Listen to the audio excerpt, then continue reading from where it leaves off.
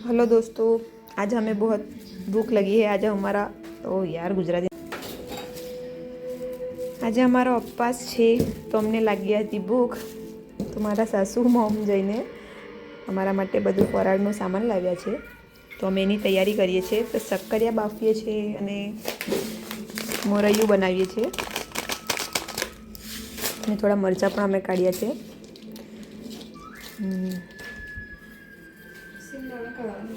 Okay, સિંગદાણા, હા સાચી વાત।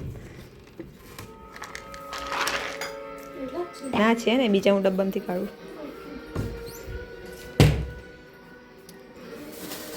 શું છે? અરે આ તો પોપટા છે, કાલે બનાવીશું આનું શાક, ને મજા આવશે। તને ભાવે ઉમા? મને પણ।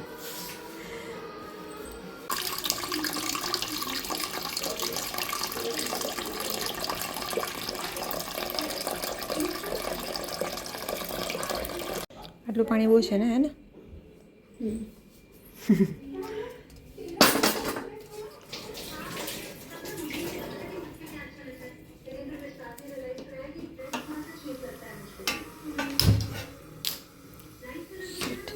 વિડીયોના ચક્કરમાં અત્યારે એમાં ધોવાની, તો શક્કરિયાને પણ ધોઈ લીધા છે, તો હવે એને અમે બાફવા મૂકીશું। પાણીમાં નથી બાફવાના, જે રીતના આપણે ઢોકળા બનાવીએ છીએ એ રીતના બાફવાથી બહુ જ સરસ ટેસ્ટ આવે છે આનો। તો આ રીતના માળો મૂકી દઈશું અને નીચે થોડું પાણી લઈ લેવાનું। હા, બરાબર। એના ઉપર શક્કરિયા આ રીતના મૂકી દઈશું ને 2-3 બટાકા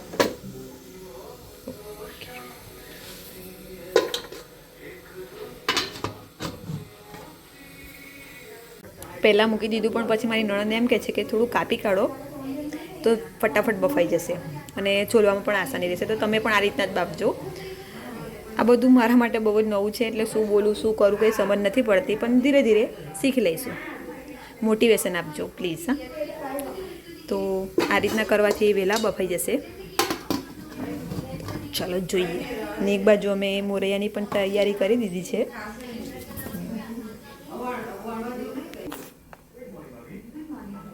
અમને એમ લાગે છે કે મોરૈયો અમારા 2 માટે બનાવવાનો છે, પણ અમે 10 લોકોનો કાઢ્યો એવું લાગે છે, તો થોડો ભરી દઈએ છીએ પાછો, કેમ કે મેં ને મારી નણંદ અમે બંને જ ખાવાના છે। બસ આટલું।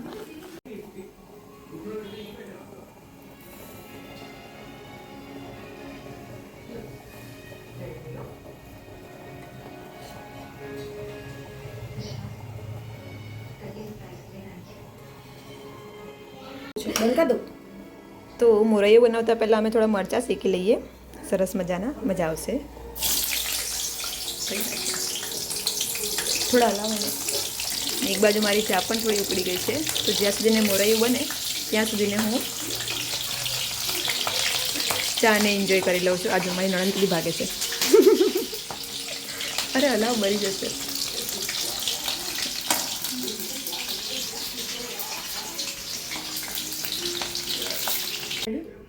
Okay, ready. જીરું નાખીએ, બરાબર છે। ને અમારા ઘરમાં ઉપવાસનું ખાવાનું મારી નણંદ જ બનાવે છે, કે બાને થોડુંક જમવાનું બનાવી લે ને એટલા માટે એની પાસે બનાવીએ છીએ અમે। ઓકે, તો એક બાજુ મરચાં પણ શેકાઈ ગયા છે, તો એના પર થોડું મીઠું નાખી દઈએ। સિંગદાણા રહી ગયા,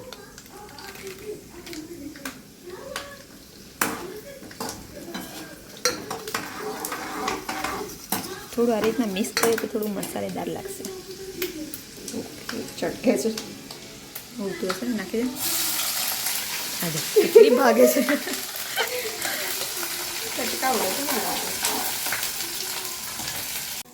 તો હવે થોડું શેકાઈ ગયા છે સિંગદાણા ને એવું, તેમાં થોડું મોરૈયું નાખી દઈએ અને થોડું મિક્સ કરી લેવાનું, જેથી થોડું શેકાઈ જાય। ત્યાર પછી એમાં આગળ એની પ્રોસેસ કરવાની।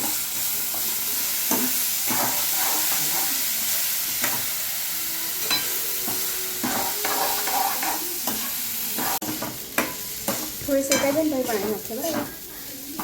સારું, બરાબર.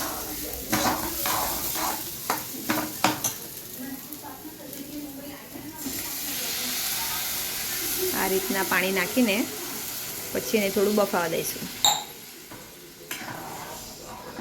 વાવ, લુકિંગ સો નાઇસ. अच्छा दिखाओ दिखाओ. नाइस, अच्छा लगता है. સરસ. થોડું ઢીલું કરવા માટે એમાં થોડું વધારે પાણી નાખી દઈએ જેથી સરસ લાગે, કારણ કે અમારી પાસે દહીં છાશ કશું નથી, અમે ભૂલી ગયા લાવવાનું. જૈસા બનેગા વૈસા હમ ખા લેંગે. કડક નહીં મજા આવે, સોફ્ટ જ પેલું હશે ને તો મજા આવશે. સર સાચી વાત. આ રીતના થોડું ઉપરથી પાણી મીઠું નાખી દેવાનું એટલે ટેસ્ટ સારો આવે. બસ આટલું બહુ છે ને? થોડું નાખને, સારું જ લાગશે. ખારું ના થવું જોઈએ, સારું તો લાગે પણ ખારું ના કેજો. બસ બસ બસ બસ બસ બહુ થઈ ગયું. બસ બસ પછી એવું હશે તો ઉપરથી નાખીને ખાઈ લઈશું. નહીં, ઉપરથી નહીં મજા આવતી. ચાલ તો આ કોદરી શું કહેવાય ને, મોરૈયું બને ત્યાર સુધીને થોડી ચાય પી લઈએ. ઉપવાસ હોય ને તો દિવસમાં 5 ટાઈમ હોય મારી ચા. એકવાર ચેક કરી લઈએ શક્કરિયા બફાયા કે નહીં. ઓ, બટાકા તો ઓલમોસ્ટ થઈ ગયા છે, એ શક્કરિયા પણ થઈ ગયા છે. સરસ.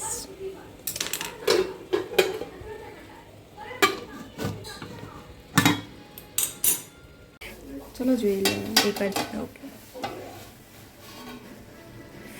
વાવ મસ્ત છે. ઢીલું છે ને? જોઈએ મિક્સ કરીને.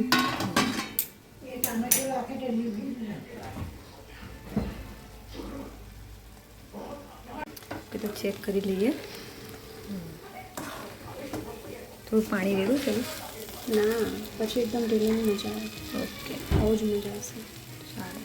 જોઈએ તો ઠંડા ઠંડા મને ગરમ જ ગમશે. અને આ રીતના છોલી લઈએ.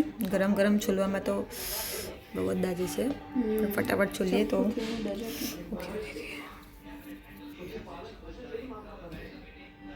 બસ આટલા જ કરીએ ને, પછી ખાવા આવે તો બીજા છોડીશું.